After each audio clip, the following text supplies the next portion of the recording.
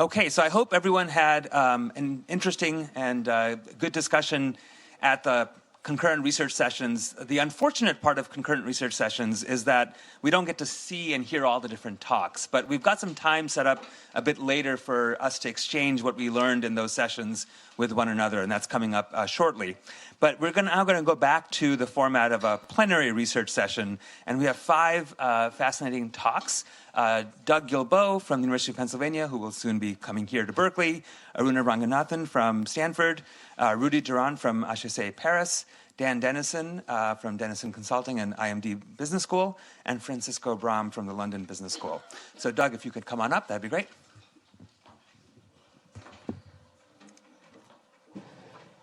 Okay. I guess, all right, sounds like it's on. Okay, hello everybody. I want to start off by thanking Jenny and Samir for organizing this fantastic conference. I've seen so much exciting work, and it just makes me absolutely thrilled to immerse myself in this community. So we've seen a lot of talk at the conference so far about organizational codes, these languages that social groups form as a key unit of culture also in organizational culture more broadly. So what I'm going to be telling you about today is work that I'm doing, which is developing a network-based perspective, really looking at how social groups construct these vocabularies. And in particular, I'll be talking about a large-scale online experiment I ran where we can identify cases where separate groups will arrive at very different vocabularies for the same phenomenon, but also cases where separate groups will arrive at very similar vocabularies for the same phenomenon. I'll talk about some of the implications this has for understanding of organizational culture.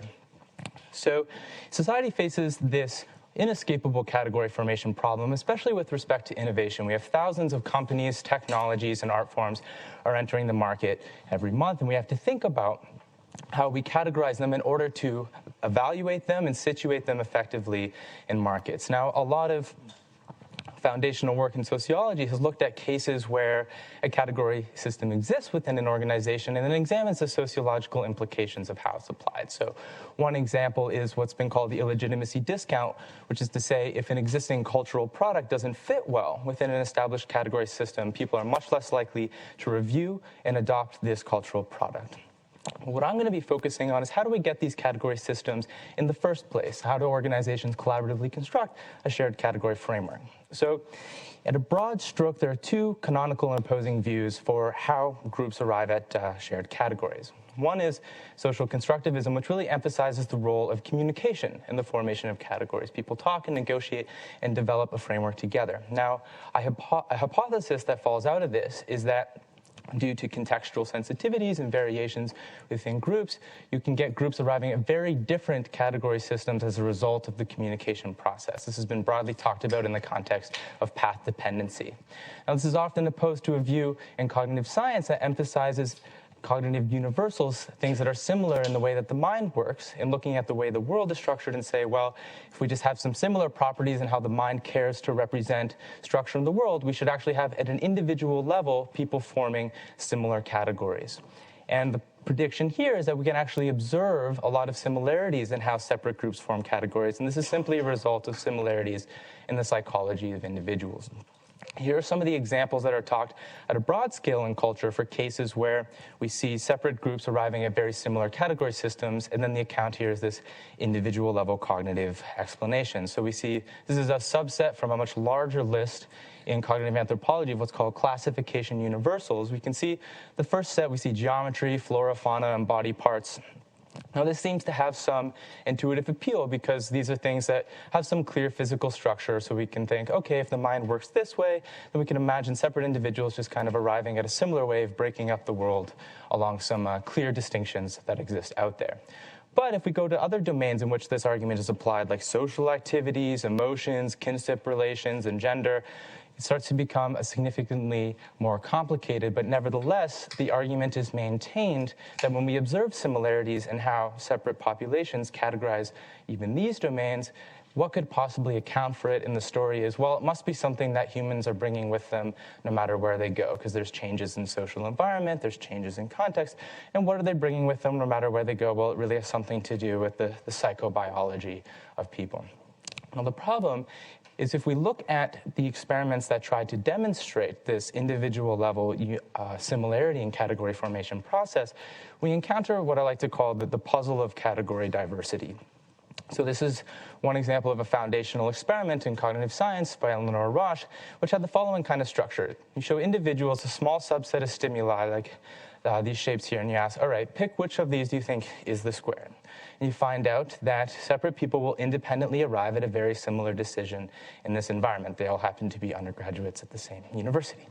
Now, this was really great work, but there are two open questions that were a little bit difficult to add together. So one is, well, the attempt was to look at how individuals might have some similar representations, and perhaps representations they're even born with, but we're giving them a label like square, which they're already familiar with. So we're unsure, maybe they actually agree in how to apply this label here because they've gone through a social process, similar education, similar communication processes, so they all agree on the general accepted usage of the label square. The other issue is that the stimuli, there were very few of them. It's not a really complex decision environment.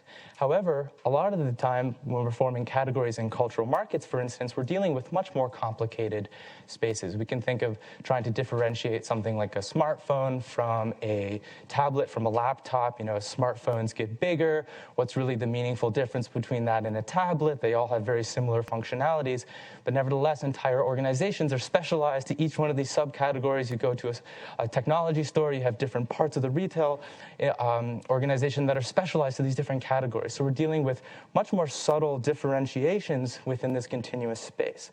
This is important because while these original experiments were based in these simpler environments, nevertheless, they were it was hoped that they would generalize to these much more continuous domains, because the idea is actually this is most of the time the categories we're forming are for these kinds of domains. Now the puzzle is when we look at experiments at the individual level, looking at how people categorize genuinely novel and continuous stimuli, we don't see this individual level similarity. So this is an experiment by the cognitive scientist Roger Shepard, showed people a set of these amorphous blobs, and you'd see the same blob described as a tomahawk, a bird, a woman wearing a hat, and a lion. And so this is to say that there's a lot of individual variation and creativity in how people interpret these ambiguous objects. But then this points to this puzzle. If people can vary so much in how they categorize new phenomena in complex domains, how can we get separate groups arriving at very similar categories? In fact, the traditional prediction is that actually, if you have this individual level variation, then communication should lead groups to very different category systems. And so the way that this looks is this. Here, the vertical axis is cross-group similarity, which is the similarity of the category systems between separate groups. And the idea is that as the diversity of different categories in a population, different individual perspectives that are being offered, you should actually see a decrease in the similarity of how separate groups have categorized the phenomenon. And there are two key reasons here to consider. The first is that, and you'll notice here the horizontal axis says size of social group. Well, the intuition here is this has been typically operationalized in the literature in terms of the number of people. The idea is there's more people, there's more conceptual diversity. I want to emphasize here, I'm referring to conceptual diversity and perspective, not demographic diversity, though I'd love to talk about the role that plays offline. And so the second reason is, well, if there is more diversity as a result of there being more people, then there are more chances for groups to diverge. One group might end up adopting one category, and that can have lasting consequences on the subsequent categories it ends up developing for the space, whereas another group might adopt a different category from the set of options that are bouncing around, leading them on a different trajectory. Now, the implication that this has often been taken to lead to is that communication leads to unpredictable trajectories in the category formation process. You get unique paths in the formation of categories. Now, given the importance of category formation for organizations and society more broadly, we'd really love to see whether we could get some traction on this problem, both causally and see whether there's any predictive power we can gain in this space. So delving into the literature, I'd actually uncovered reasons why we might be able to achieve this kind of predictive capacity. In particular, I arrived at a theory that actually had the exact opposite prediction, which was actually as you increase the diversity of perspectives in a group, you should counterintuitively actually increase the similarity of the category systems that separate groups adopt. Now, there were two reasons that motivated this. The first was there's been some recent work on in the world of coordination games and coordination dynamics is a simple communication framework where people are looking just to match each other. And one canonical case is, imagine you're shown a face and you have to come up with a name for the face. The only criteria is everyone has to actually use the same name if you're going to be able to refer to this face. And so in some models and experiments, they identified that in this process, the system goes through two distinct phases. First, there are a ton of different names. Everyone's throwing out Joe or Bob or so on. But eventually, the process of trying to match each other and agree leads to a drastic compression, so that very rapidly you get a small number of names that are actually being considered in the group. However, this doesn't really tell us which names are likely to be adopted, where people are going to land in that space. And this is where there was some additional work linking it to models in linguistics and biology suggesting that actually in the world of category formation, we can get some prediction about where they're going to land. So the first actually came from models of grammar and linguistics, where it had been found that there are slight preferences for particular grammars in the population, and then some observational data showed that, well, actually, if you look at larger populations, the larger the population, the more likely you are to see these slightly preferred grammars being represented in the grammar of the language. And this actually has some connection to foundational models in biology, particularly the Fisher-Wright model, where it's been shown that actually as you increase the size of a population, you increase the predictability at which alleles will transmit through subsequent generations. Now, what we did was map this into the world of categories, and so I have limited time here. I'll focus on the experiment, but we built a model, a mathematical model that included this kind of bias into the framework, some categories being slightly more likely to appear than others, and indeed you observed this effect. Larger populations would arrive at significantly more similar categories. So we designed an online experiment to test this. First, I'll talk about the experiment, the results, and the conclusion, and if there's time, I'd love to talk to you about some of the applications we're working on, particularly in the context of organizations. So what would you need to test this? Well, first, you'd want to have large social networks in which people could interact. This was a bit challenging. A lot of the literature before involved dyads or small groups where people literally had to come in person and push tiles around on a table. Now, we made a lot of progress there, but it was difficult to scale up to larger populations. We also wanted it to be that they were categorizing genuinely novel and continuous stimuli, which was challenging because people have so many concepts in their head. They're familiar with a lot of stuff, so we needed to create a genuinely new space, and we needed to combine these. So we built this online platform that allowed us to combine these into an interactive category formation environment. Now, they played in this task for about over an hour, and the two main conditions we were comparing was we had dyads. These were separate pairs of two people that back and forth had to establish a shared category system for the phenomenon. When I say there are 75 trials, I mean there are 75 unique dyads, totally separate pairs. And now the largest group condition we had was networks of 50, where we had 15 separate networks of 50 people and no overlap. So these are totally separate populations of 50 people, and these are all folks from the internet that arrived to our platform to participate in the experiment. Now, I collected a range of group sizes in between, and I'll show you that data as well. And so this is what the stimuli looked like. We created this continuous space by starting with something like a Rorschach blot, and then through rotation, we create however many frames we wanted to go from one shape to another. So I'm showing you slices here where the shapes seem fundamentally different, but imagine a step-by-step transition that gets you one shape to another. Now, a part of why this was important was none of these intervening shapes were designed beforehand. The structure had no predetermined layout to the continuum, so this allowed groups we could see how people actually just made sense of this genuinely novel space and elicit a category formation process. So this is how the category construction process took place. In each round of the game, people would interact with one other person. Now, in the dyad, this was the same person back and forth, but in a network, while I'm interacting with one person on one round, on the next round, I can be paired with anybody else in the network who's available. So it was a fully connected network. And in each round, someone was randomized to be either a speaker or a hearer. If you were a speaker, you were shown a subset of the images, 3 images, and one was highlighted, and you say, okay, try to get your partner to click on this shape by sending them a label. So let's say you type in baby. I don't know what kind of baby you have in mind, but let's say you type in baby, and your hearer happens to see the same set of 3 shapes, except they're in a slightly different order. So you can't say left, you can't say right. So you actually have to see the label that you get and make an inference. What does this refer to in the space? So you see baby, and if you happen to click on the correct one, you get a monetary incentive and you go back into the game. And if you click the wrong one, you get told that it wasn't the correct one and a minor punishment, and you get told what the correct one was. And this facilitated a social learning process. Now, there are two key parts of this design. The first was that when you go back into the experiment, you never see the same shapes twice. And this is important because if I then use baby on subsequent rounds, I'm necessarily generalizing over shapes because I haven't seen the same one, so I'm creating a category, set of similarities among them. The second was that regardless of what condition you were in, people were told the exact same instructions. They were told nothing about the group they were in. So this allowed us to really control the size of the group as our experimental manipulation to test the effects on the category systems that emerged. And so this is how I'm going to present the data to you. So the horizontal axis here is the continuum itself. The numbers actually correspond to which image it was in the overall continuum. The distributions here are going to show you which shapes were grouped together.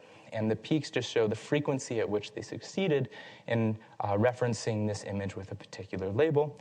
And then what the color of the distribution is going to refer to is the label itself. And just the fact that there's negative space here, to be really quick, is to say that they actually were not able to successfully establish a label for that region, even though every individual in every condition was shown a uniform distribution across the continuum, so they were given many chances to categorize. They just couldn't make sense of that space. So that was the category system for a particular dyad. Now what we can do is look at the category systems for separate dyads side by side. And I'm going to go very quickly now. Just to say that we see variation not only in terms of which labels they use for the same region. We see the first dyad says sit, the second dyad said fly. They're almost opposite in some way. But we see variation in what regions they end up making sense of. This is a very different ways of seeing the world, the same world we've created. And again, we can go on and see greater variation. In fact, now I'm going to show you 10 separate dyads. And what we see is, in fact, they're all over the map. There's an immense amount of variation. There are over 40 unique labels. Now, I could show you more, but it starts to be a bit like a Hieronymus Bosch painting, a little bit uncomfortable visually. But suffice to say that there's a lot of variation. So this is really speaking strongly against the cognitive universal bottom-up account. In fact, individuals have a lot of creative interpretation in how they see the exact same phenomena. So now, remember, if we saw all this variation, this diversity, we'd expect there would be even more chances for groups to vary because there are so many options they could select. So we should see groups arriving at very different category systems. And so now we're going to look at the network data. So each row is going to show the category system that an individual network formed. Here we see couch, crab, frog, and bunny. And we can proceed to look at additional networks, and again, we see a lot of similarity in the core categories that have emerged. And even when we see variation, we see highball, for instance, the other network had developed the label ball. So even convergence strategies in general, those slight changes in the language. And now I'm going to show you all networks side by side. And what we see is an immense amount of independent convergence. These are separate populations independently arriving at very similar category systems. In fact, every population has arrived at the label crab. About 80% have arrived at frog. So if we take a step back, just because of time, I'm going to go quickly. Remember our traditional prediction, diversity on the x-axis, we should see as diversity increases, we should see a decrease in the similarity of the category systems across groups. And instead what we find is that as we increase the size of a social group, we systematically increase the similarity of the category systems between groups of that same size.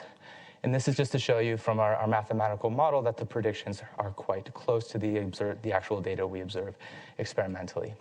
And so in conclusion, cognitively, we can see that we actually don't get a lot of predictive value at the individual level. We see a lot of variation. And we certainly have a hard time getting to an account of how separate groups have similar categories for novel phenomenon based solely on the individual level analysis.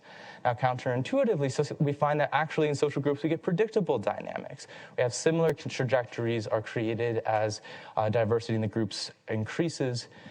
And so this leads us to this deep insight into culture, a new way of looking at similarities across category systems. So it's not just psychobiology that people bring with them no matter where they go. We also bring communication networks. It's the basis of organizations. And these play a key part in whether the category systems of separate groups are going to be compatible or translatable in a practical fashion. So I think that's where I'm at for time. I'm happy to talk about the applications we have developing now. So thank you.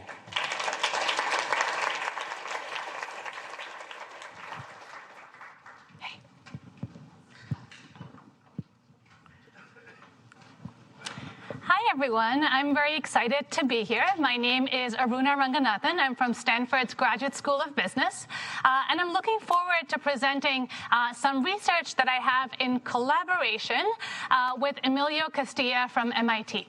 So the title of the talk that I'll be giving today is The Production of Merit, How Managers Understand and Apply Merit in the Workplace.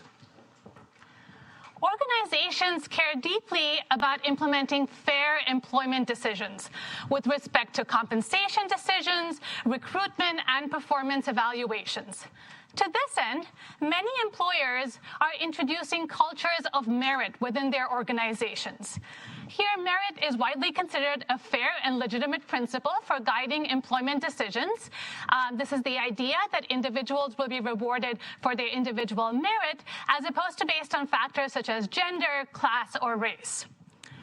And so employers are encouraged to use merit as a standard to make employment decisions when selecting employees, when promoting them, when distributing rewards among a set of employees.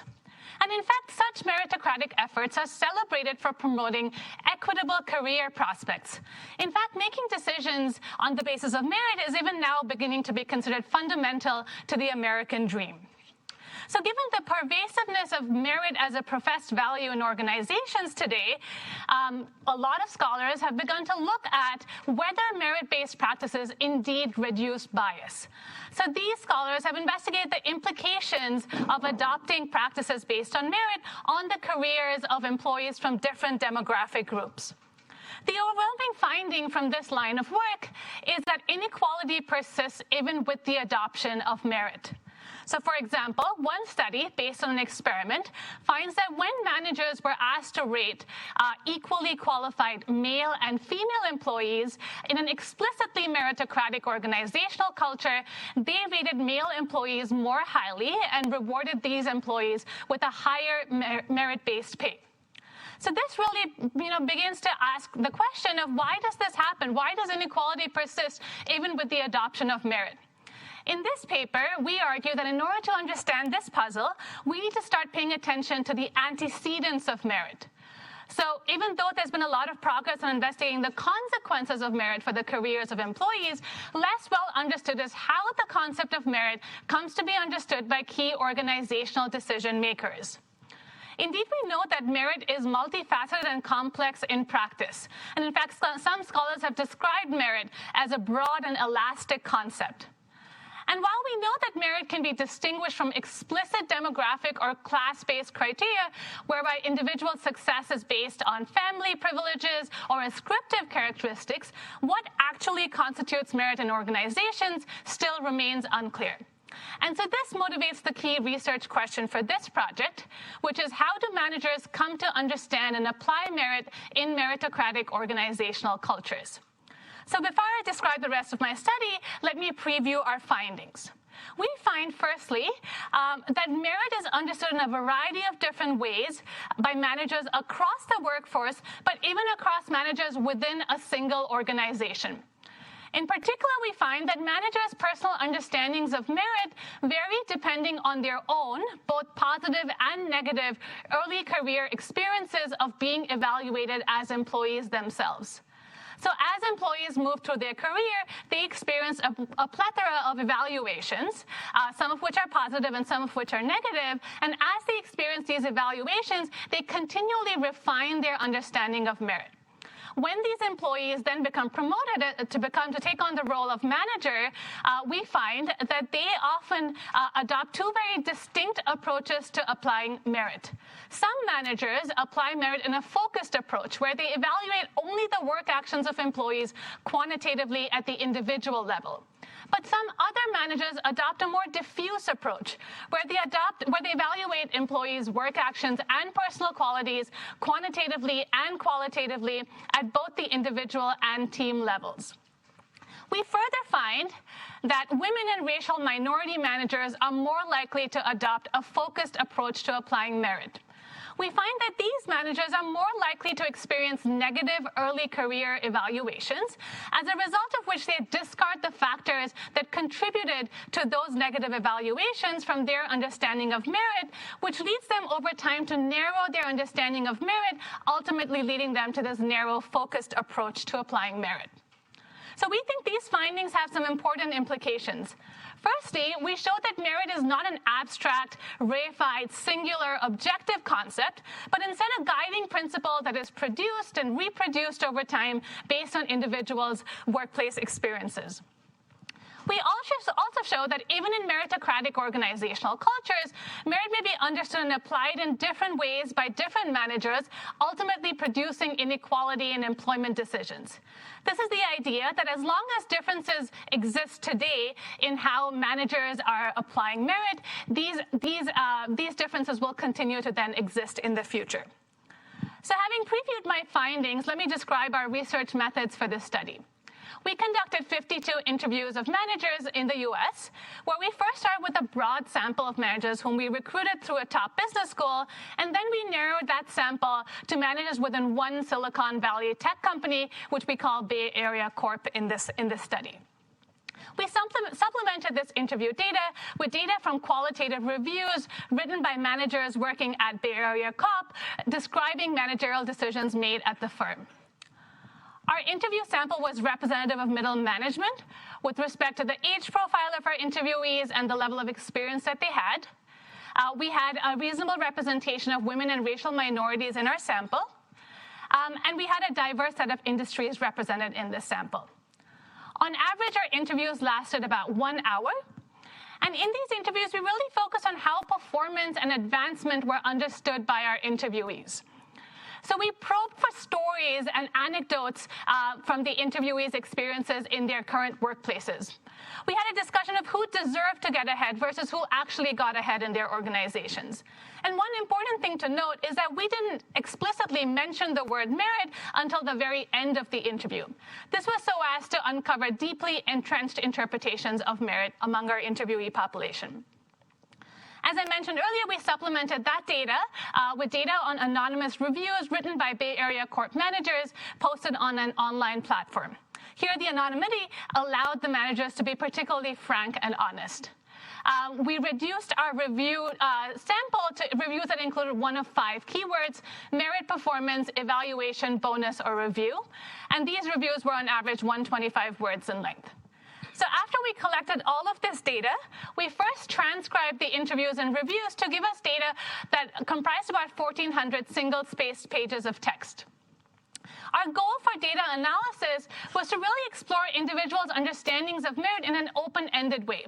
So we went into this exercise without any preconceived notions of what to expect. So we analyzed the data inductively using a qualitative data coding software called Atlas TI, where we first analyzed the data line by line, then paragraph by paragraph. There were 3 of us coding the data, and we first coded the data individually, and then collectively came up with a coding scheme where we standardized the codes. And finally, we exchanged transcripts to verify each other's coding. So having collected all this data and analyzed it, what did we find? Well, first we found that managers really varied in their personal understandings of merit. For example, one manager understood merit as the ability to adapt and pick up new things. A second manager understood merit as the value that someone brings to a firm. And a third manager understood merit as a proportional reward for the effort performed. And just among these 3 quotes, we see that there's significant variation in managers' understandings of merit.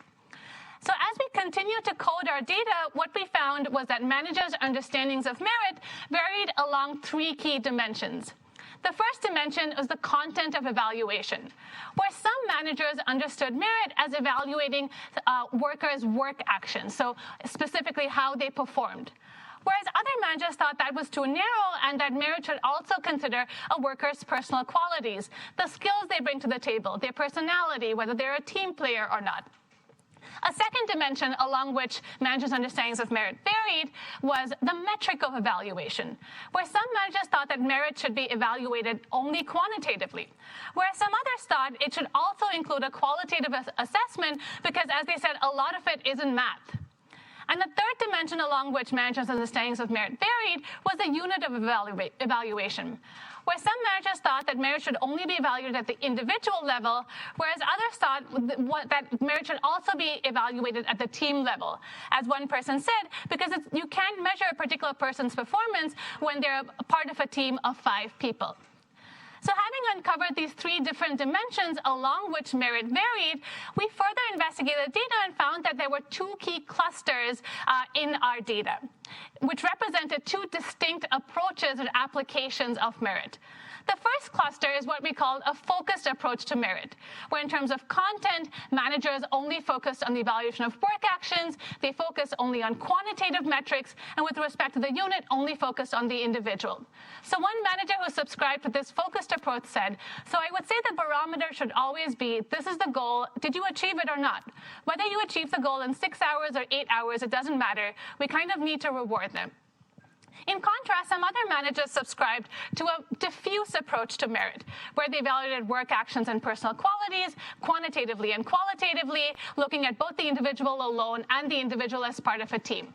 One manager who subscribed to this approach said, I've had a situation where you have 2 very well-performing employees, but they have 2 different approaches. So one was pissing off people, and one was really getting the same stuff done in the same time length, but being nice. So that's sort of like one thing that goes into consideration of merit, how they interact with others. Are you keeping it human? And so once we uncovered these 2 distinct clusters in our data, it really made us think, how did managers who seemed rather similar end up in these 2 very different camps with these 2 different approaches to evaluating merit? What we found is that managers seem to continually refine their understanding of merit based on their own early career experiences as employees themselves. So in our interviews, managers described experiencing 3 kinds of evaluations: hiring, promotion, and reward evaluations. They described the outcomes of these evaluations as either positive or negative, and then described refining their understanding of merit based on the outcome of their evaluation, where when the evaluation was positive, they would include the factors that led to that positive evaluation in their understanding of merit, but when the evaluation was negative, they would exclude the factors that led to that negative evaluation from their consideration of merit. So just to give you an example, one manager who was in the journalism industry described how he experienced a hiring evaluation based on a work sample. This ended up with a positive outcome where he got the job, and he described how this led him to include work experience, the factor that his evaluation was based on, in his understanding of merit. In contrast, another manager talked about a promotion evaluation that was based on qualitative or subjective criteria that didn't go so well. And then she described that this ultimately led her to exclude subjective or qualitative criteria from her understanding of merit. So she said, I felt like it was somewhat subjective, because I couldn't think of what concrete quantitative objectives they were really measuring me on. And that was always somewhat confusing and baffling, and not merit. And so just to put this all together, what we find is that in particular, a manager's early career experiences being evaluated as employees themselves often influences their understanding of merit and ultimately their approach to evaluating merit once they become managers themselves. A final finding from our research was that women and racial minorities apply merit differently than white male managers. In particular, we find that women and racial minorities adopt a focused approach to evaluating merit. In our data, these managers described more negative outcomes of evaluation that led them to exclude factors from their understanding of merit, ultimately leading to this focused approach. So just to summarize, we find that managers vary in their understandings of merit, that they derive their understanding of merit from early career experiences when they were subject to evaluations. We find 2 main clusters in managers' approaches to merit, the focused versus the diffuse approach. And finally, we find that women and racial minorities are more likely to adopt a focused approach to merit. We believe that this study offers 2 important theoretical contributions. Firstly, we highlight that merit, which is at the heart of today's organizational cultures, is not a reified, objective concept, but instead, understandings of merit can really vary among different managers. We also offer a new explanation for the persistence of workplace inequality despite the rising application of merit. What our study highlights is that variation in individuals' experiences of being evaluated as employees could reproduce variation in their own evaluation decisions as managers in a self-perpetuating manner. Our study also offers some important policy implications for the organizational decision makers in the audience. Firstly, we highlight that organizations should pay attention to how merit is operationalized and measured inside their organizations when designing merit-based practices, rather than assuming that all managers and employees within the firm have a uniform understanding of merit. Secondly, we highlight the importance of having a clear, usable, commonly agreed as fair understanding of merit when implementing such practices. So, for example, it might be useful for organizations to organize focus groups to bring employees together to come up with common agreement in the understanding of merit. And finally, we highlight the importance of disseminating such a common and usable understanding of merit to all employees and managers so that merit can be applied consistently in meritocratic organizational cultures. So if I had to leave you with one thought today, it would be that the next time you're in a meeting where merit is being used to adjudicate some employment decision, it's worth remembering that everyone in the room probably isn't understanding and applying merit in the same way. Thank you very much.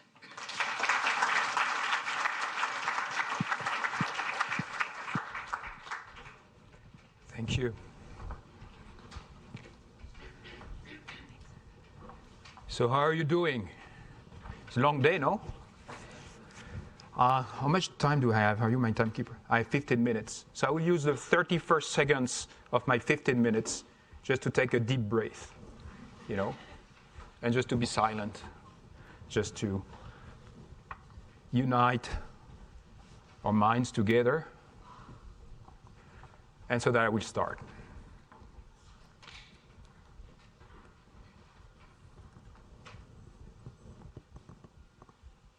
Silence is sometimes a good feeling. Okay, I'm Rodolphe Durand. I'm coming from Paris. And the paper I will be presenting to you is co-authored with Xianghua. Xianghua, you want to stand up?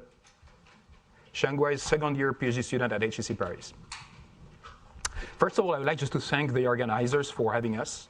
I think it's a fantastic opportunity just for academic community just to meet the professionals who are in this room and will be with us tomorrow.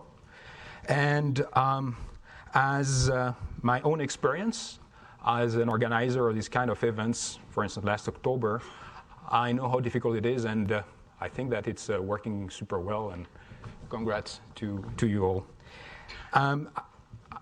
So I'm a strategy prof, and basically what we study competitive advantage and how organizations actually are capable of developing superior performance relative to their competitors. And so it might come as a surprise that actually we're here with Xianghua on a conference on culture. Actually, my life changed 2 years back when I met for the first time the CEO of Best Buy, Hubert Joly, when he was deciding actually to endorse chair at HEC Paris for developing purposeful leadership. And the way he defines purposeful leadership in his own experience is through two things that helped him turn around a company that was an ailing company, almost filing for bankruptcy, into actually a rising star, multiplying the stock exchange price by 7 in 7 years. He said two things. First one, is having the right people, being pro-socially oriented in actually turning around the company. And the second thing is having a purpose. And so you redefine the purpose of Best Buy through a motto, which is bettering the life through technology, so not just selling products to people. And it has been part of this wave of comments on purposeful organizations or purposeful leadership. Organizations having a purpose being better off because people engage more, innovate more, etc. And so basically, what we're doing in this paper, actually we changed the title because we had to send the slides. January the 3rd. Usually I send the slides 12 minutes before presenting, not 12 days. And so it's how does an organization's motivation profile influence the legitimacy of purposeful leadership and performance? Anyways, so what we're saying is that actually the traditional view that you have in the press, or actually in some papers, saying that purpose is leading to performance, where basically we are questioning this or trying to find some boundary conditions for this to happen. So you've read about, from purpose to impact, what are companies for. Some of the articles by Claudine, for instance, or Rebecca or Eric about corporate purpose and financial performance. So this is a big, really, really big deal. And so what we're saying here, we're taking the definition actually from these papers, is that purpose is simply the goal for organization that reaches beyond profit maximization. In Hubert Joly's words, having money is a means to reach a purpose, not the opposite. And therefore, purpose is this raison d'être that organizations do have and possess that motivate their collaborators. Doesn't mean that purpose has to be, pro-socially oriented. This is not implied by the definition. And also what we're saying is that it's not just statements or bylaws, so, a motto or a legal status, so put here B Corp or a public benefit corporation more in the US, or actually what is in the French law since last year, the raison d'être, that you can actually have this voted in the General Assembly. No, what we are thinking to try to do is actually we're trying to say that actually there is no necessity for having a purpose to lead to superior performance, but that what we think is important is that an organization has to have pro-social individuals, what behavioral economists and others call reciprocators, in order for the purpose to be effective. So we are at the crossing of the purpose emerging literature that we anchor in the social motives. So reciprocity and the social orientation is important to determine the organizational outcomes. We know that in a normally distributed human population, actually reciprocators account for more than the average of the population, around 60%, versus the self-regarders. That's why actually society can actually develop.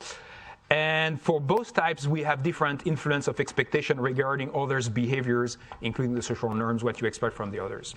I do not have time just to dive into this now. So you start thinking about the model that we have. We will start with the social motives, or what we call the social orientation of the organization, basically the proportion of reciprocators in the organization. And we will basically embed purpose in this social orientation of the firm.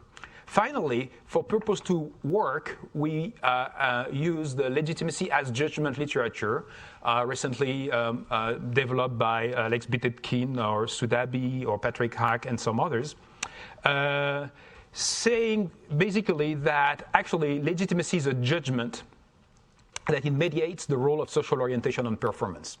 So you have two ways of assessing, according to this theory, legitimacy of a practice, or in our case, of purpose. One is actually the individual-based judgment that you have. They call it propriety, which is difficult for a French-speaking person to pronounce, but I did my best. And the other one is validity, is how you guys do you perceive purpose as legitimate or as valid. And if you do believe in it, then actually I will give it credit, despite the fact that my propriety judgment could be negative.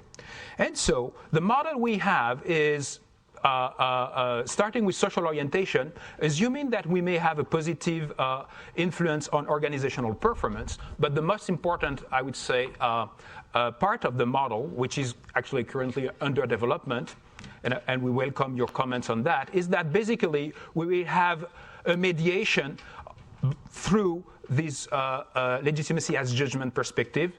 So we have two channels. One is propriety, my judgment, and the other one is validity, my perception of how you value and assess purpose as being legitimate. So in order just to try, and we have here positive mediation, this is what we expect. And we don't know if it will be full or partial mediation of the main effect. So what we do, in order just to reach a conclusion on that, we developed the first experiment, which is a team lab experiment. So physically distributed around tables, we had 99 participants who played 3 games by teams of 3.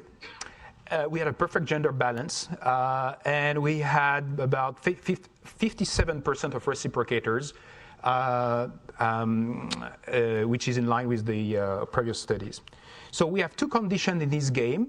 One where actually we prime a purpose for the organization, although we don't describe what this purpose is. And the other one that is without this priming.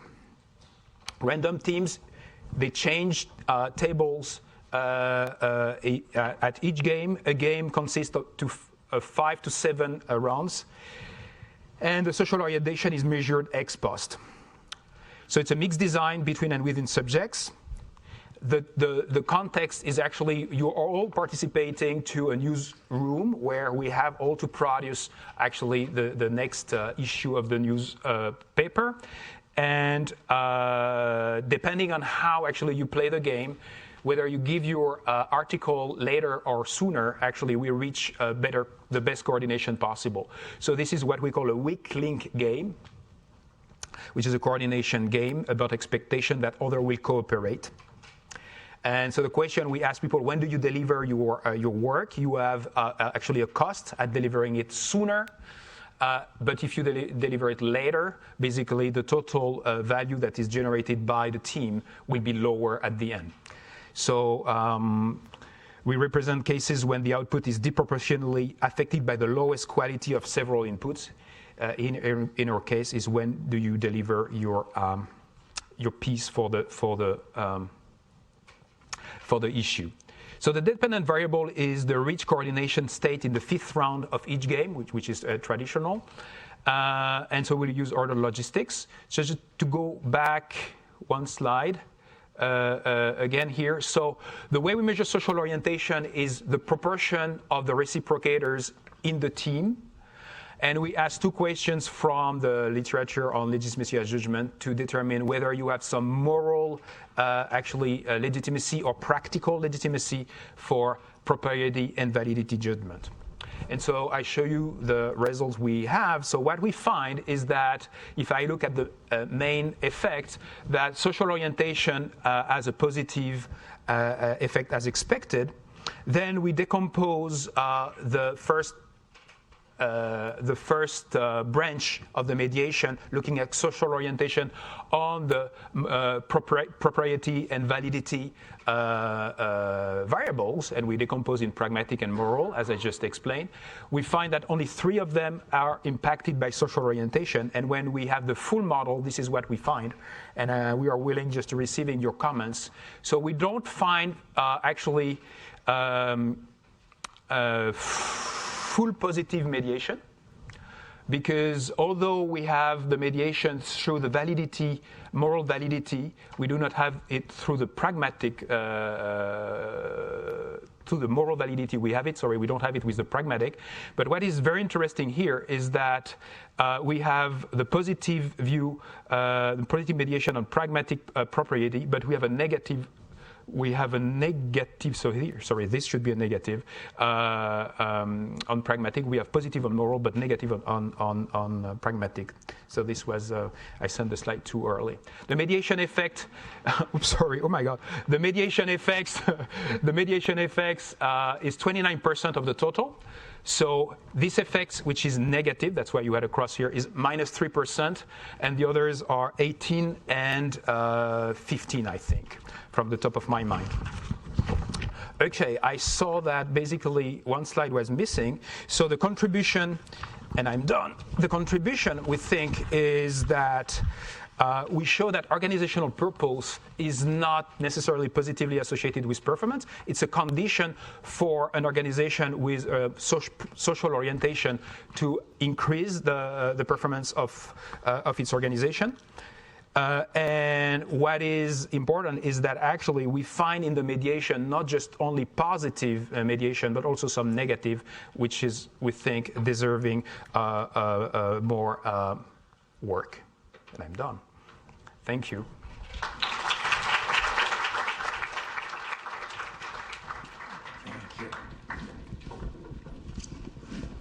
Thank you very much. This is a wonderful conference, and it's a pleasure to be part of it. Here, I'll keep track of the time.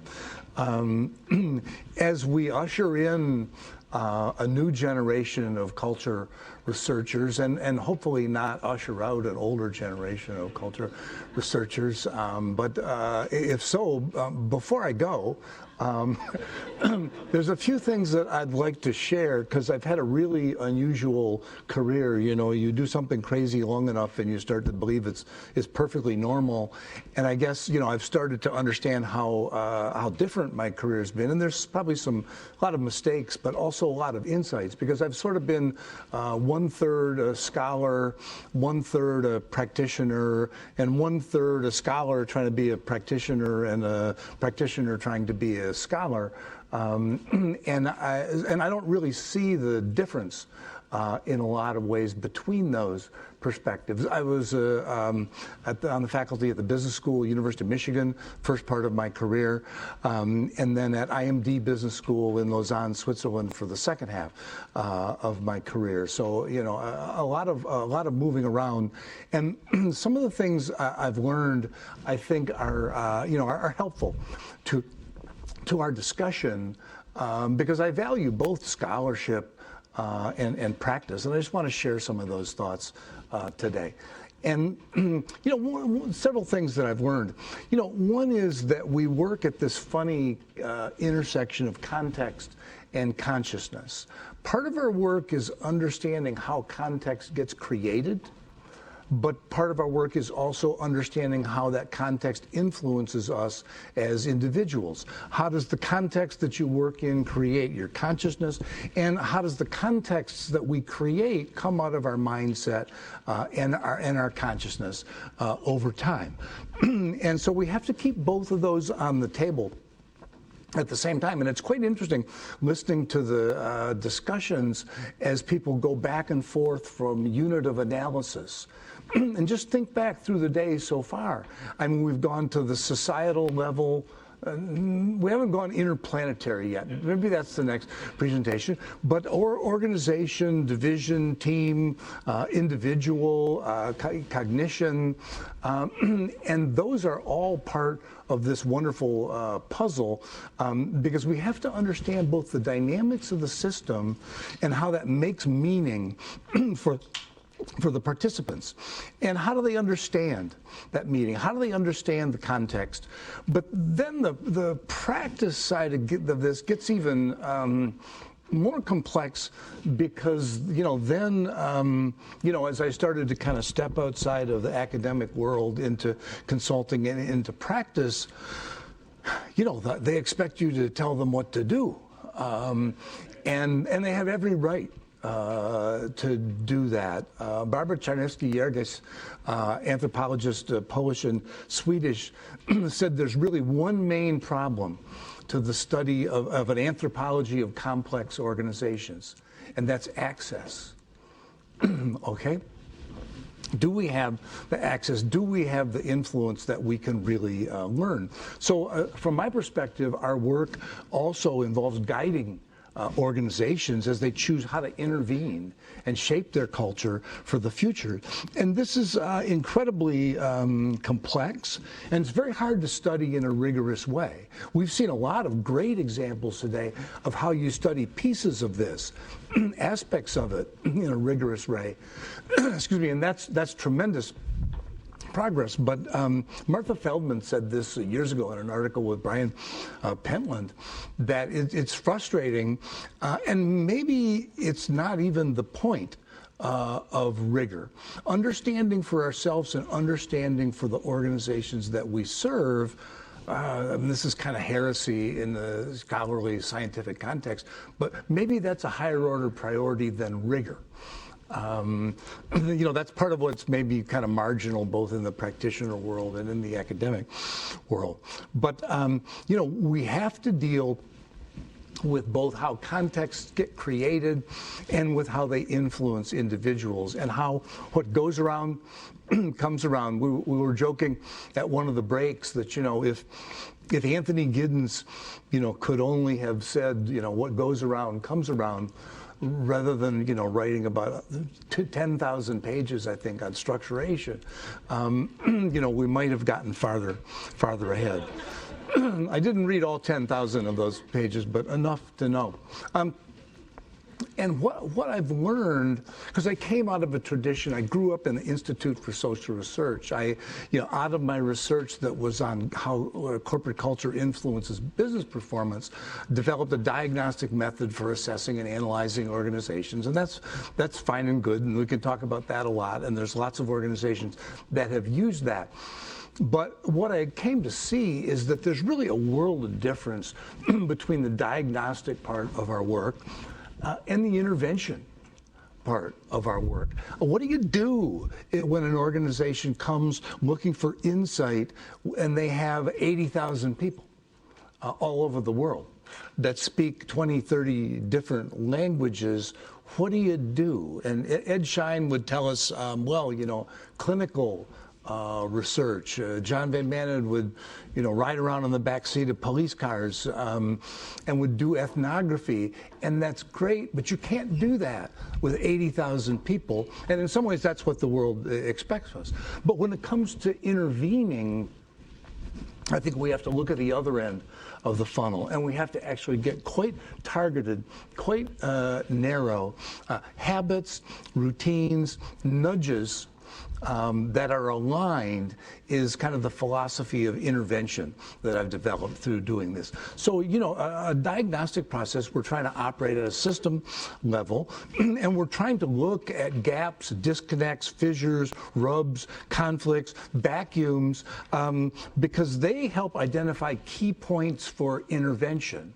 One consultant that we work with said, when I look at the diagnostic results, I always ask, well, where do you stick the crowbar in this thing? Because you're looking for a point of leverage to have an influence, to have an impact. Comparative methods are very, very helpful because they enable an inclusive, scalable approach that can be used in larger organizations. But what happens if you try to intervene on this same level, system level?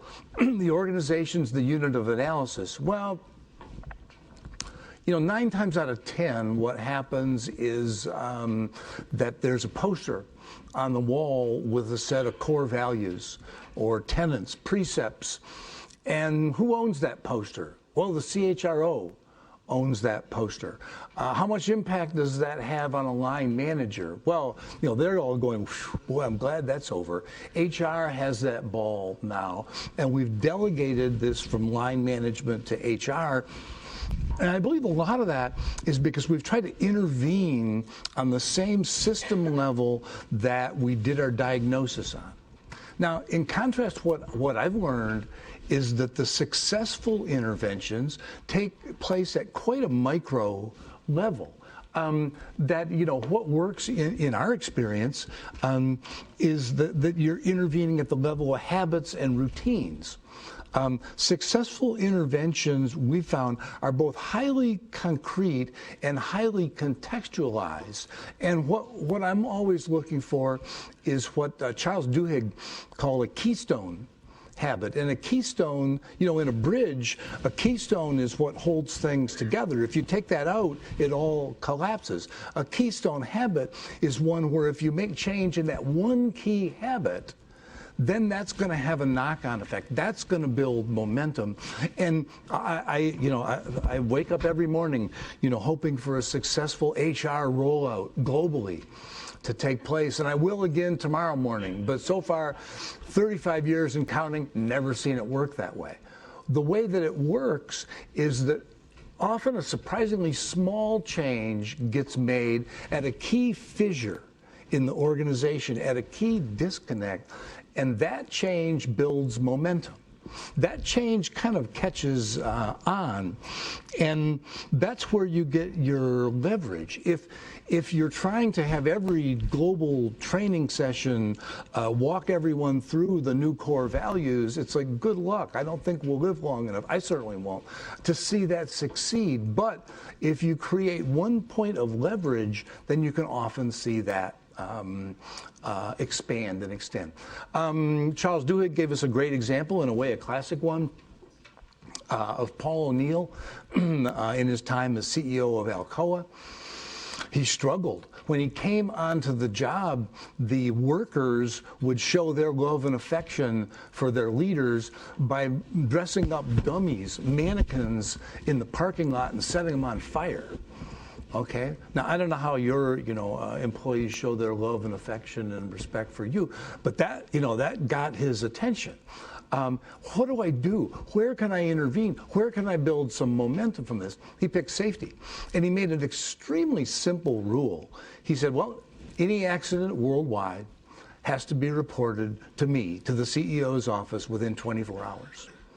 Okay? Very small intervention, but it created a transparency that soon extended to many other aspects of the organization and of their life, and that's what he credited as the biggest change that he made. I worked with a Finnish engineering company. They were trying to go from being an engineering company to being a service and solution company. Where was the disconnect? Well, what happened when a client asked for a combined bid on all of these cranes, as well as the service and solution to make the cranes actually work for the next 10 years? Nobody knew how to do that. Okay, and there was one of these marvelous Scandinavian organizations where they have 1,000 different P&L centers. And what do they do internally? A customer says, well, we need a combined bid on the hardware and the solution.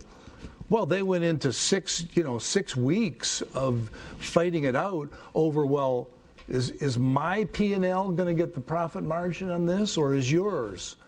They couldn't respond to that. And the keystone habit in that was on pricing.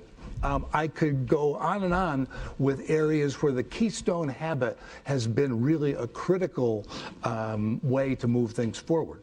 This happens in the context of doing a broad organizational diagnosis where we look at 4 things. It's a survey-based approach. There's lots of research on this and the impact that it has on the performance of organizations, and you create a profile from this that shows some strengths, shows some limitations, and there's a lot of research. But we wrote this book a few years ago, and Kathy Sweeney, who did a lot of work for Ed Schein and Josie Bass, was our editor on this project. And so you send the first version, the first complete draft, and your editor says, well, we really need a final chapter here to kind of tie all this together with a simple model. And, what did you learn from writing this book? Oh, that's not a fair question. I gave you the manuscript. Isn't that enough? But what that did is force us to see the degree to which habits were the key in the organization. And so we developed what has to be the simplest 2x2 matrix that any management professor has ever done. Good, bad, old, new. I mean, wow, almost the same to show it in such an esteemed audience, but actually it's quite useful, because if you get organizations looking at a bundle of habits, a bundle of routines in here, and saying, well, there's some good old habits that we need to preserve and strengthen. Those made this place great, but there's also some bad old habits that we need to unlearn, leave behind. And then we need to create some white sheet of paper. There's some things we've never done before, we don't know how to do. We need to create some good new habits that we invent and perfect, and we're not always going to get that right. So we've also got to look at the area where we've created business processes, habits, and routines that are not working. And so we need to rethink those and try again. And everybody kind of scratches their head about that one. But then I said, well, did any of your organizations do a SAP implementation? They all go, yeah, we did that. Then you say, how many of you got it right the first time? All the hands go down. Because they haven't. They have to rethink and try again, because they're changing habits, they're changing routines, and that's one of the most powerful levers for culture. So I want to just finish up, because I got the 1 minute sign, by paying homage to John Dewey. About 100 years ago, I think Dewey pretty much got it right. here in the sense that he looked at habits and routines. Sid Winter coined the term, I think, the micro foundations of organizing. I think that's the platform that we build on. And dissecting the organization into component habits and routines, I think that's the point where we most successfully intervene. Capability, one of Dewey's biggest contributions is that routines are not static, old inertia. In fact, that's the way that we capture and store capability. That's the set of options that we have as an organization for action. They're alive, but as Martha Feldman said again, they're remarkably difficult to conceptualize in a rigorous way.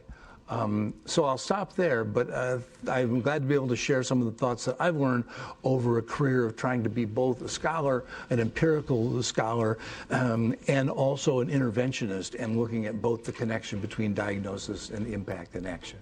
Thank you.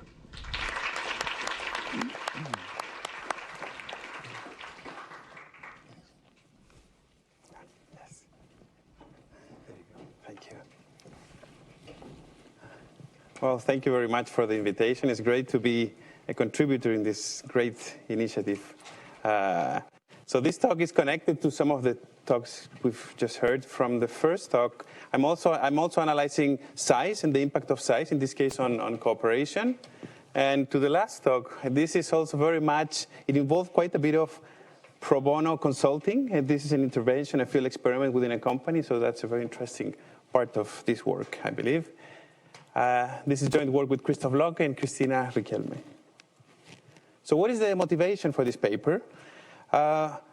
Cooperation, we know, and we define cooperation as the costly effort that benefits coworkers and the group as a whole. We know that it's beneficial for companies, for large-scale cooperation. Large-scale cooperation is crucial for the performance of large organizations. There is plenty of correlational evidence, and recently there is a nice, well-identified study in Grennan 2014. But we know that managers struggle all the time to achieve large-scale cooperation. This is a study by Graham et al., 2018, that they surveyed 1,300 CEOs of large companies in the U.S., while 82% of them said that cooperation is at the heart of is the main driver of successful culture. Only 12% said that culture is in the right place. So large-scale cooperation is crucial, but they struggle with it. And the culprit, what is the usual suspect? Typically scale, because the argument is that scale and exacerbates the problems that are inherent to cooperation. If you think cooperation is a social dilemma, you always have, like, in most models, you have a temptation to free ride, and that temptation to free ride typically increases with size. That's kind of the standard story. But, and I was very much surprised to see this when I was looking at the literature. In particular, there is a big research stream in the published good lab studies that shows that this claim is quite contested. Actually, it's quite the opposite. If anything, in these public good studies, when they change the number of players, you see that cooperation tends to go up if you increase the number, which is quite odd. And there are some studies that also replicate this in the field. For example, there is this very interesting study by Zhang and Zhu where they look at Wikipedia in China. There was a period where some contributors were not allowed to participate, a big chunk of them, and then the remainder contributors, actually, they contributed less. So you would say, well, that's odd. That's not what the theory predicts, okay? So in this paper, what we do, the first part of the paper is using a large-scale administrative data set to show that in a very concrete business setting, actually cooperation breaks down with size, okay? We can pinpoint the mechanisms quite clearly. So it's just adding one extra dot to the literature. The second motivation is looking, while there are many drivers that have been proposed as drivers of large-scale cooperation, like identity or leadership, etc., formal structure, and by that we mean its essence, which I think the essence of formal structure is separating employees into different groups or areas or divisions. That's kind of the core. Formal structure has received little evidence or little attention. And I would say that that's surprising. There's plenty of evolutionary theory that suggests that populations that are structured, that have structured interactions, favors the evolution of cooperation. Okay, there is plenty of theoretical work, and also some confirming lab evidence. So what we do in the second part of the paper is adding structure using a field experiment to recover cooperation, this breakdown of cooperation. We recover cooperation using a field experiment, imposing some structure. Okay? So the setting, we collaborate with this company, DECRA, which is a global consulting company that provides workplace safety services. And we study a very specific methodology called BAP. And the way this methodology works is as follows. Imagine that we have a plant of 200 workers. There is a volunteer group of 10 workers that are trained to provide feedback in how colleagues are behaving in a safe or unsafe way. Okay? And then this group of 10 has the goal to try to expand. From 10, they have to try to entice, enroll new workers to become like them, so feedback providers. And this group of 10 has the goal to try to increase to 20, 30, 50, 60, etc. In some places, it arrives even to 100 workers. So you see that it's a great setting to study cooperation because they have to volunteer. Training and feedback provision is costly. They are not compensated for that, but they still have to do their daily activities. And the benefit flows to the third party, in this case to the colleagues that receive the feedback provision, and probably they will have lower accidents in the future. Okay?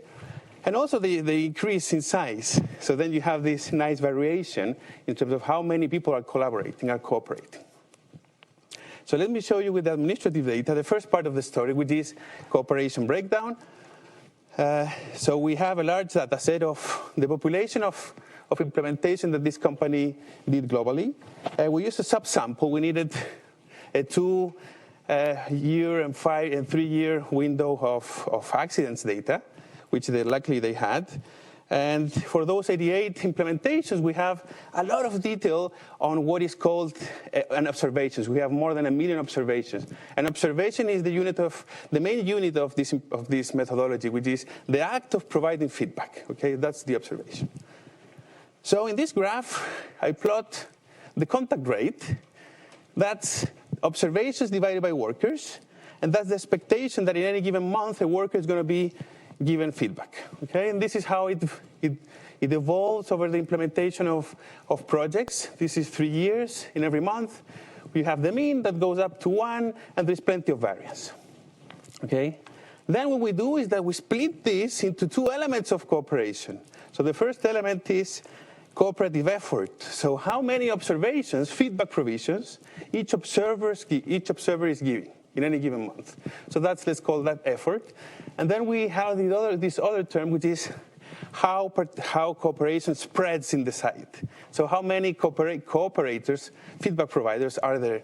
So that's the ratio of observers divided by workers. We call that participation. Here, in the right-hand axis, we plot effort, and it's quite stable across the 36 months, the 3 years.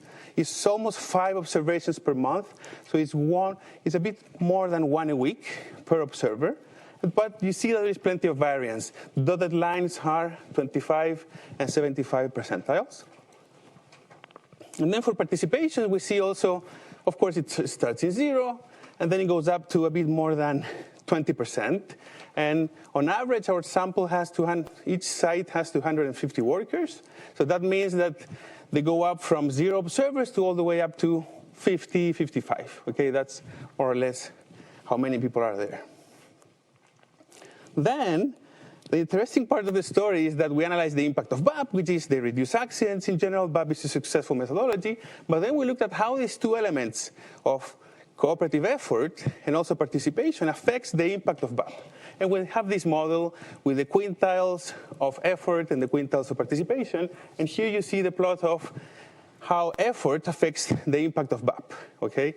And we see a nice monotonic increasing effect in the reduction of accidents in the site of providing feedback, okay, putting effort, how many effort each guy is putting. But for the other variable, we see this very nice inverted U shape, where you see that all the way up to 15 to 20 observers is valuable. But then if you go beyond that, it starts to be detrimental. Adding more observers after 15 or 20 actually harms the impact of BAP, okay? And what we see when we dive deeper into the data, because we have a lot of fine-grained data, is that this is coming because the newer observers, let's say the observer number 30th, is doing less than the number 20th, less effort, less observations per month, and the number 40th is doing less than the number 30th, and so on, okay? And actually, those guys also stay less in the system.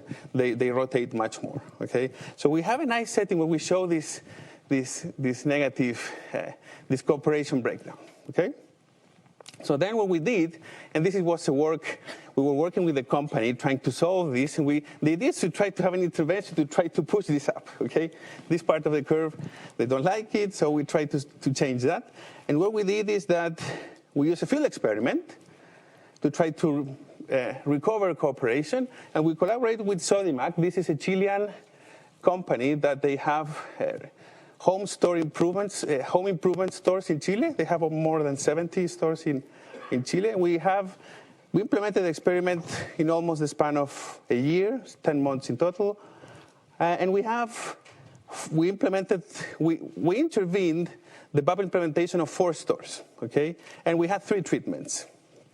The first treatment is the main treatment, is the baseline treatment where we impose structure. Okay, I'm going to tell you what that structure looks like, but basically is saying who observes whom, which observers observes which type of workers. And then we have 2 other treatments that actually try to probe the mechanisms. How is this structure that you impose is actually generating its impact? So let me tell you about the first treatment. Here you see the typical implementation in BAP. You have the observers, which here are represented in red dots. So you have 6 observers in the initial team. And they go out and they do observations. And actually, BAP doesn't impose any structure. They go out in a quasi-random way. You can verify that by looking at the data. And then this group starts to expand. They try to become 8, 10, etc. What we did is the following. So we randomly selected half of the observers, in this case represented by the gray dots, and then we randomly defined groups that were allocated to each one of these selected observers. And the trick is that the observers are bound to observe only the workers in their group. And if a new worker becomes an observer in the group, he's also bound to observe workers within the group. Okay, so that's the treatment. And then here we expect that cooperative effort, the amount of observations done by the gray observers is going to go up, and also the number of observers is going to expand quicker. So that's what we would expect. In terms of mechanism, we think that at the most basic level, the mechanism that should be operating here is an increase in repeated interactions between the observer and the workers. So if you think about it, what is the likelihood that any single worker in the control group of the experimental site will repeat observations from the same observer in 2 months, in 2 consecutive months? That's 1/3. Okay, that likelihood is 1/3. If you assume a contact rate of 1 and so on. But here is 1 in treatment. So we multiply by 3 the degree of repeated interactions. In the regular implementation, in the typical implementation, we have 5 observers in the treatment group, 5 in the controls. We multiply by 5 the likelihood of repeated interactions. So that's the basic mechanism that I think is going on. But there could be others. So structure creates these groups, right? But of course, that creates small groups, and small groups might have an easier time creating identity, and identity might drive cooperation. So we did a second treatment, and based on the minimal group paradigms from social psychology, we named the groups, and then we provided the names of the group members within the groups. Okay, so we did that. And here the expectation is that the mechanism of structure is identity. We should observe the impact of treatment 1 in the sites that have this treatment 2, and not in the sites that are just the treatment 1. Okay, and the same is valid for another type of mechanism, which is social pressure. Peer effects, things like that. For that, you need observability, and what we did is that created a treatment 3. Then in some sites, we put a public list where we show, that was publicly posted in the sites, where we show then the ranking of observers with the number of observations that they did in the past, okay? And then that will kick in some social pressure among observers. And the same story holds. If this is the mechanism, we should find the results here and not in the other places. So what we find, what are the results? Treatment 1 is very effective. So what we find that it increased the likelihood of becoming an observer. It increased the number of observations, increased effort. It increased the safe behavior of workers, and it decreased the incidence of accidents. Actually, the magnitudes are quite large. It's around 30% of the mean and 20% of standard deviation. So they're quite important. And in terms of mechanisms, we find that the most important, so we have several tests that all of them point at the most important mechanism is the first one, is repeated interaction between observer and worker. I could tell you a bit about the test, but I don't have much time. Maybe just say that treatment 2 and 3 actually were not panning out. Actually, treatment 2 had a mild negative effect. Also, we did some exit interviews where treatment 1 was very salient in terms of what they would say. Also, we tried to do a measure. We thought, well, maybe treatment 3 was not ideal. Maybe there is some other type of peer pressure. We created an alternative measure of peer pressure, but actually treatment 1 is not driven by that. Okay? Actually, it's quite substitute to peer pressure.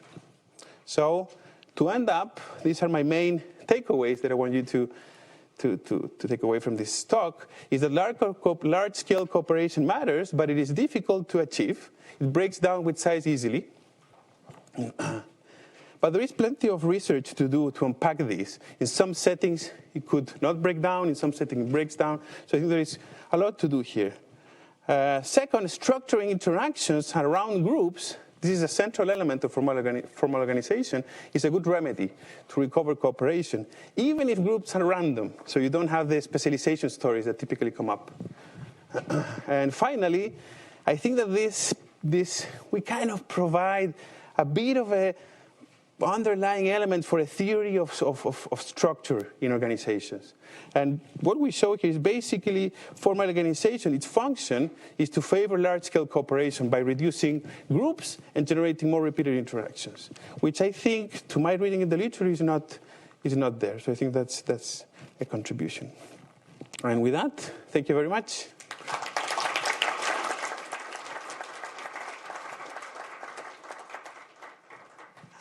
Bring the chairs. Yeah, so if the presenters could all come back up, that would be great.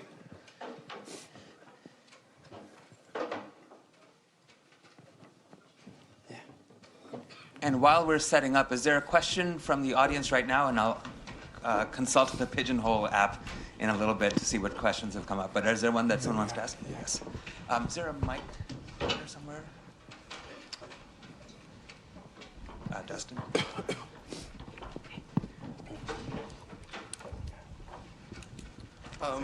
So my question is for Doug. Great talk. I really enjoyed it. And I think my question comes down to, how do you define category formation? And the reason I say that is because one way of interpreting your study is that these images actually have graded membership in multiple pre-existing categories. And really what the game is the search for an optimal match between a token and a pre-existing category, and networks are better at that. So the question is, how is this about category formation and not about categorizing? Yeah, so that's a great question. The first thing I'll say is, in the literature on category formation, an analogy as a way of making connections is seen as actually representative of the vast majority of cases where we're actually building a new category. So we are always drawing from domains we're familiar with. We could say a new company, so it's the Uber of X, so on and so forth. It just helps us situate it within our knowledge. So very rarely do we actually, in a blank state, form a radically new category. To the possible explanation you provide, it's interesting because it seems like there's an intuitive hold there. But we can show, I didn't have the time, but we run experiments where we have confederates in the game. And they can actually push particular categories. And we see that the groups are actually surprisingly malleable. So the set of associations for a given image that are viable cognitively is actually, I think, much larger than we typically think. So that's where you do get a social construction process. That is to say, it's not clear what's optimal there if a number of different categories can work socially. And last point is to say, we're also using those confederates to inject totally new categories to get exactly to your point, and I'm doing that right now. So I'll be excited to tell you how that goes.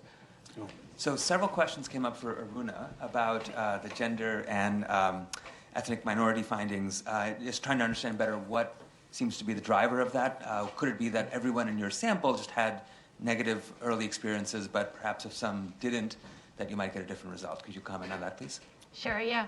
I guess it's worth pointing out that our data here is qualitative data, so it's hard to know exactly what the evaluation was. But based on our interview data, the women and racial minority managers were more likely to describe evaluation experiences that they had been through that ended up with a negative outcome, leading them over time to discard all those elements that contributed to those negative evaluations, ultimately leading them to sort of a narrow, focused approach to merit.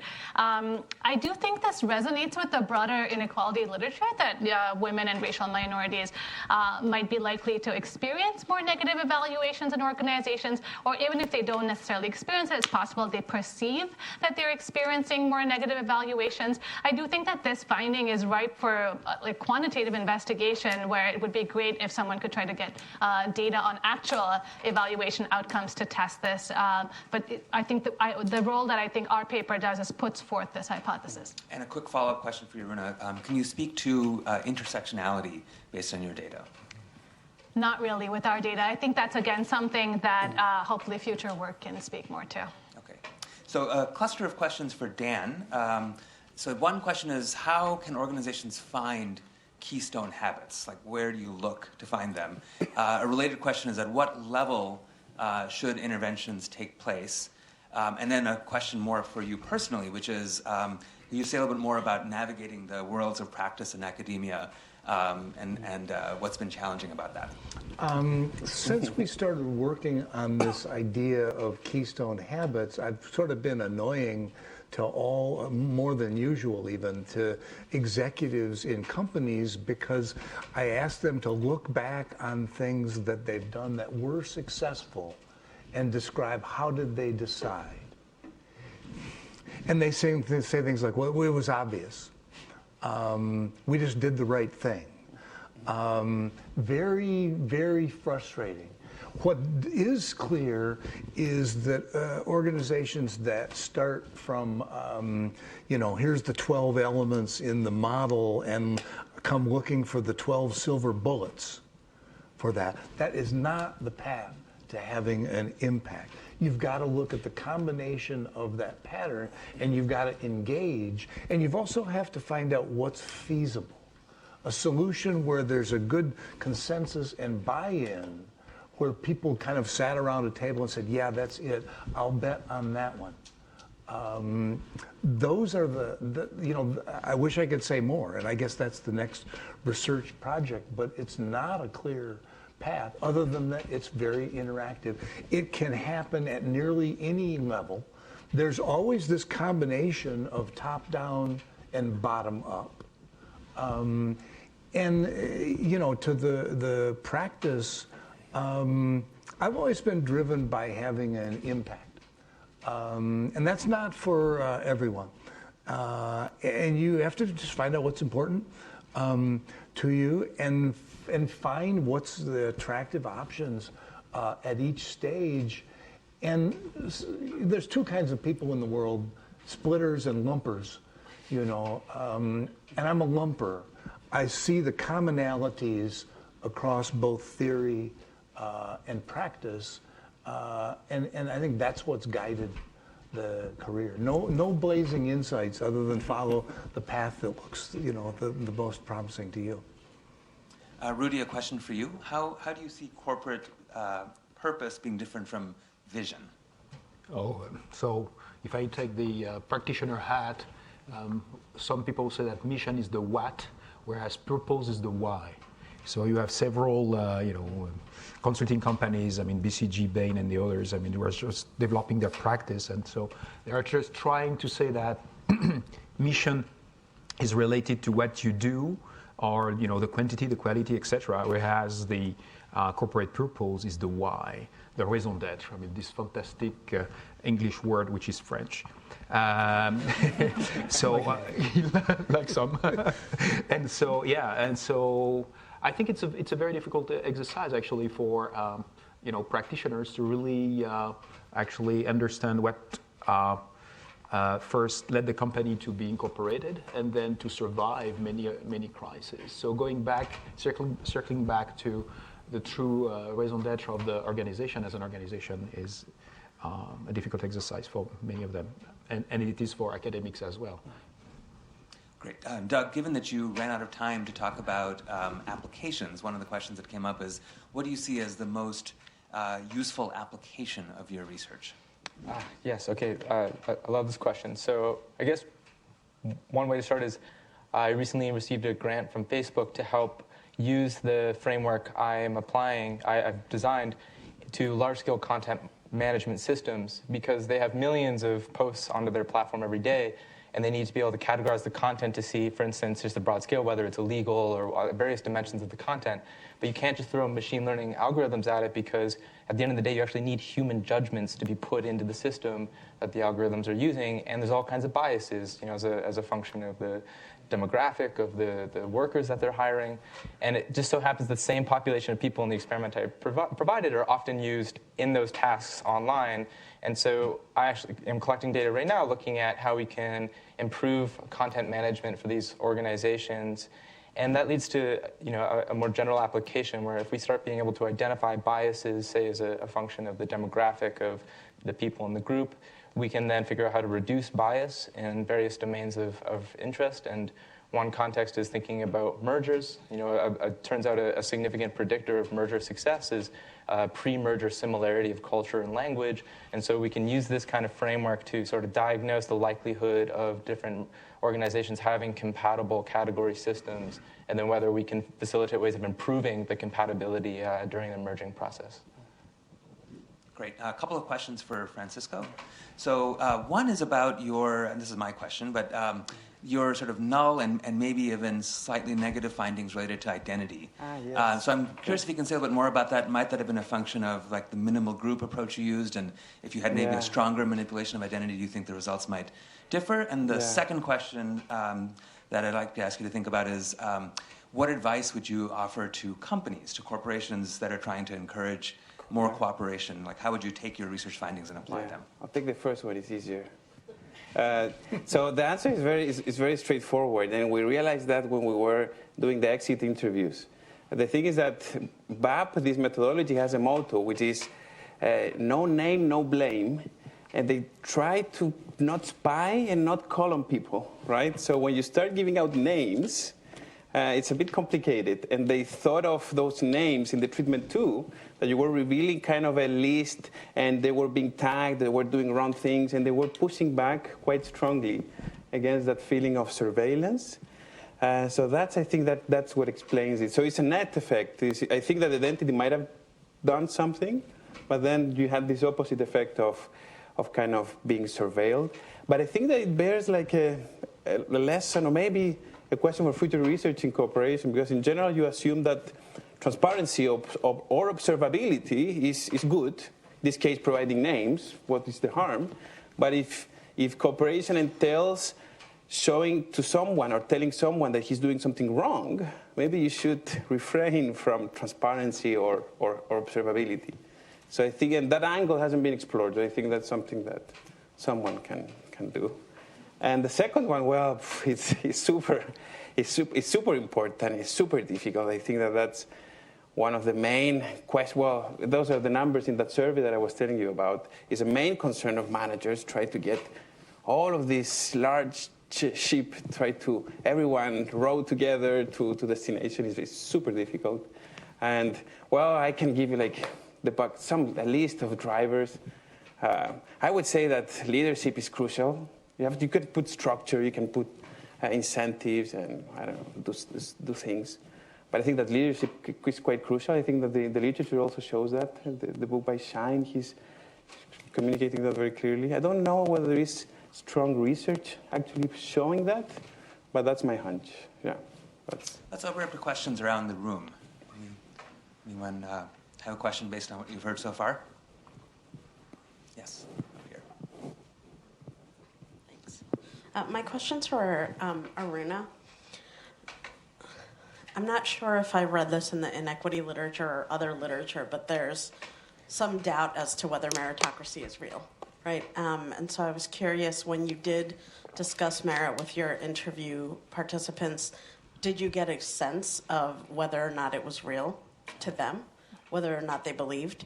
And what are the implications? I know you talked a little bit about calibrating on what people see as merit, but even just getting folks to buy into that, what are the implications from your research? So the question of, I guess, whether merit is real or not is a very hard one to answer. I will say that a lot of the interviewees in our sample did describe their organization sort of top-down, messaging a lot around merit and meritocracy. We're a meritocratic organization. All our decisions are based on merit, not based on other demographic characteristics of individuals. So clearly, a lot of the interviewers were very familiar with the concept. To be honest, I think they were quite confused themselves about what it meant. And so I think that's what reflects in the data as well, where different individuals had such different understandings of merit. So I think to the extent that the language and sort of this ideal of merit continues to persist among organizations today, I think it'd be worthwhile for the organizations to think more carefully, at least internally, what it actually means. That I don't think is an easy task. Because I'm sure what merit is varies across individuals within the organization, across people in different roles. And so I think the first step is just being aware that just an organization sort of deploying this message of, all students are made on merit does not necessarily mean that now all of a sudden there's going to be no bias or discrimination in employment decisions. And I think it'd be worthwhile for organizations first to just recognize that and then think about what solutions they might have. It might mean that instead of a corporation-wide definition of merit, sort of individual teams are allowed to at least discuss both openly with their managers, with subordinates, what everyone is thinking when they think of merit so that there can be sort of some fairness in employment decisions.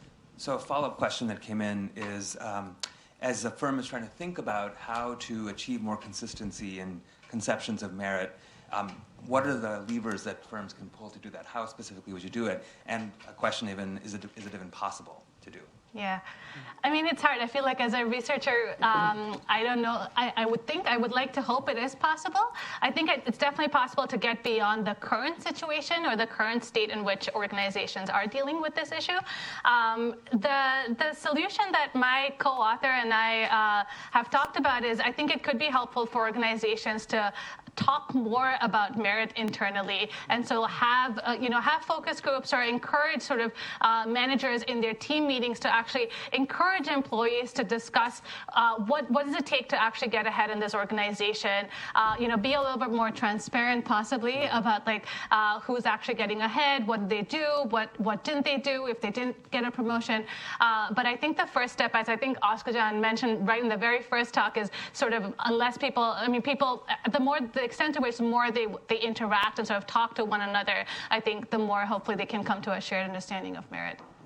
Great. We have time for one last question, which we'll take from right here. This one's for Dan. Can you describe the most successful intervention that you've worked on in your career? I can certainly describe some of my favorite ones that had a widespread impact. One of them we wrote about in our book. We did an analysis of a Chinese subsidiary of GE that did anesthesia machines. And when we showed them the diagnostic results, the managing director started saying, "I know exactly what to do here." And I said, "What?" And he said, "Well, we need to do more of what we're already doing." And I said, Marty, what are you talking about? He was on a way, our work, put him on a wavelength where he knew exactly what to do. Finally, I got him to describe it, and he said, last year we sent 5 of our engineers into operating rooms because the results showed that they didn't have a strong sense of purpose, they didn't have a strong sense of the customer, they didn't have a high level of capability in the organization. We sent 5 engineers that were looking at wire diagrams when they had quality problems with anesthesia machines. That's a big deal. That's very serious business. And so what he said is next year we have to do that with everyone because that'll help them see the purpose. It's someone's grandmother is on in the operating room. It could be mine. The customer. The doctor, the patient, the hospital, the insurance. And then it was a way for them to say, we want to build your capability. I always liked that one because it did have a big impact on that part of the organization. I guess it's not big in terms of transforming GE as a whole, but it had a real impact on the quality of people's life and their sense of purpose. And it was a great example of not looking at the silver bullet to increase vision or whatever, but looking at that combination of things and picking one activity that served all of those purposes. So that's one of my favorites for sure. Terrific. Please join me in thanking all of our panelists.